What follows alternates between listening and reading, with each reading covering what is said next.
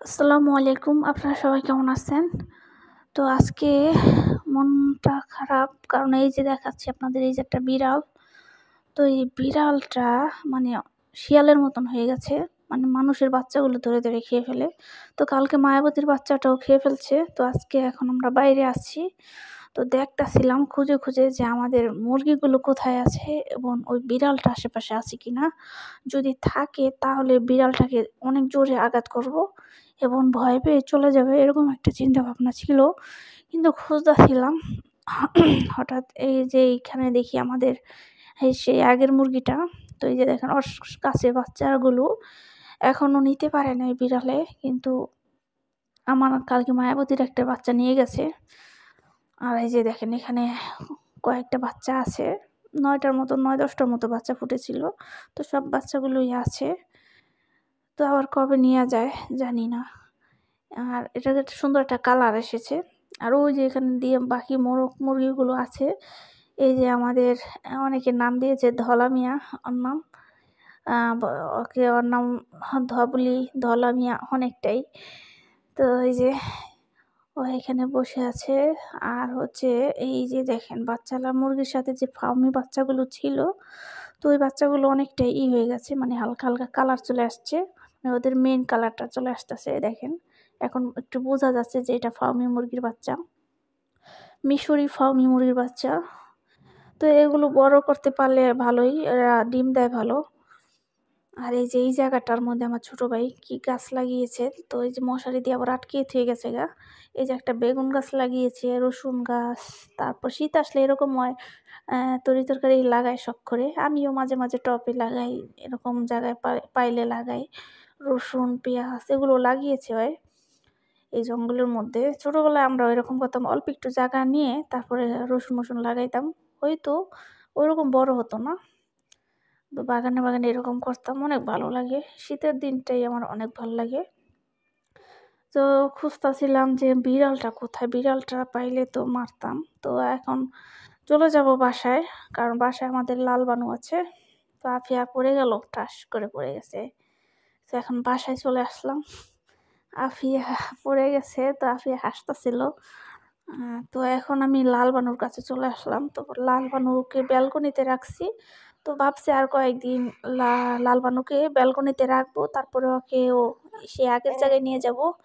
কারণ ব্যালকনিতে যখন থাকে বাইরে মাঝে বের হয়ে যায়।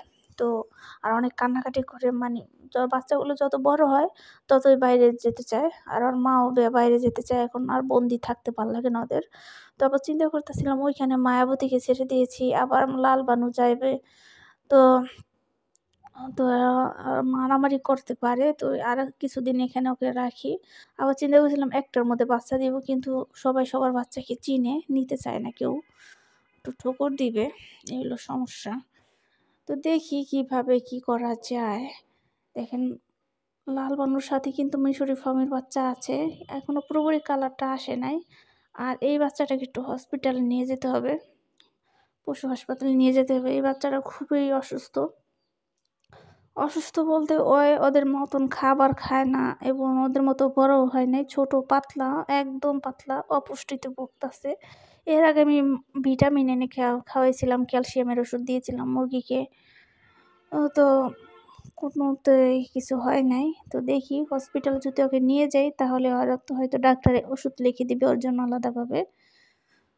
তো দেখি একদিন সময় করে ওকে নিয়ে যেতে হবে ডাক্তার কাছে। এই যে দেখেন ওর পেকম হয়েছে, কিন্তু ওর শরীরের গঠনটা বেশি একটা বড় হয় নাই, সবার ছোট কিন্তু হয়। এই যে দেখেন, তো লাল বানু এখানে আছে। আপনারা অনেকেই লাল বানুকে দেখতে চেয়েছিলেন। তো এখানে আমি আফিয়াকে কম মানি, কারণ ওই বাচ্চা ধরতে চায়, অনেক বাচ্চার জন্য কান্নাকাটি করে। তো তার জন্য।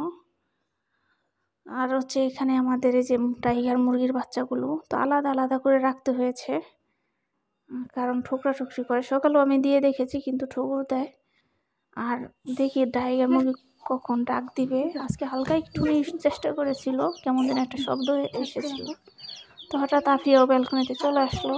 ওকে আমি গোসল করিয়ে দিয়েছি, ওর পুরো সারা গায়ে বালুগুলো দিয়ে নষ্ট করে ফেলছিল। তো এখন ও আবার বাচ্চা চাচ্ছে, তো যখন বাচ্চা চায় একটু না দিলে অনেক কান্নাকাটি করে, তো আমি হালকা একটু দিয়েছিলাম। তো চাচ্ছিলাম বড় একটা দিই, যেটা অসুস্থ এটা থাক, তো ছোট বাচ্চাই নিব। তো দিলাম, একটু খেলা করতেছিল, করে রেখেছিলাম। বাচ্চাগুলো না দেওয়াটাই ভালো, কারণ বাচ্চা যত হাতে ধরি ততই সমস্যা হয়। তো দেই না, আজকে দিনের মধ্যে এই প্রথমেই দিলাম। আর বাচ্চাগুলো অনেক খুশি হয়। আর তো আপিয়া তো এখন বর্তমানে খরগোশ কিনতে চাচ্ছে, তো খরগোশের বাচ্চা কিনে দেওয়ার ইচ্ছা আছে, চিন্তা ভাবনা আছে, দেখি। কারণ এখানে ঘাসও পাওয়া যায়, আবার খরগোশ ভুসি খায়, ঘাস খায়। তো দেখি এর আগে আবার একটা খাঁচা বানাতে হবে, তাহলে পালতে সুবিধা হবে। তো ওই মুরগি বাচ্চাটা নিয়ে অনেক খেলা করতেছিল, অনেক খুশি। তো ওর হাতে চাচ্ছিল, তো আমি আবার দেওয়ার চেষ্টা করছিলাম, হঠাৎ পড়ে গেছে। তো আমার উপরে অনেক মেজাজ দেখা গেছিলো, ওই যে রাগ হয়ে গেছিলো যে আমি কেন ফেলে দিলাম বাচ্চাটাকে, বাচ্চাটা ব্যথা পেয়েছে এরকম বলে। যখন মুরগির বাচ্চাকে আমি খাবার দিই তখন ওই বেশি বেশি দেয়, তো আমি না করলে আমাকে ওই মাঝে মাঝে ধমক দেয় যে বেশি খাবার দিলে বেশি ডিম দিবে, এরকম বলে, অনেক পাকানো পাকানো কথা বলে। তো বাচ্চাদের এরকম কথা শুনতে অনেক মজাই লাগে, ভালোই লাগে। দেখেন কিছুক্ষণ খেলবে, তারপরে রেখে দেবে। তো আমি জোর করে রেখে দিই, কারণ হাতে বেশিক্ষণ দেওয়া ঠিক হবে না। বাচ্চাটা এভাবেই ঠিক মতো খায় না, মাঝে মাঝে আমি 2-1 বেলা খাওয়াই দিয়েছিলাম। তো আজকে আর ভিডিও বেশি লম্বা করবো না, তো আজকে ভিডিও ছিল এই পর্যন্তই। আপনারা সবাই ভালো থাকবেন, সুস্থ থাকবেন। আসসালামু আলাইকুম।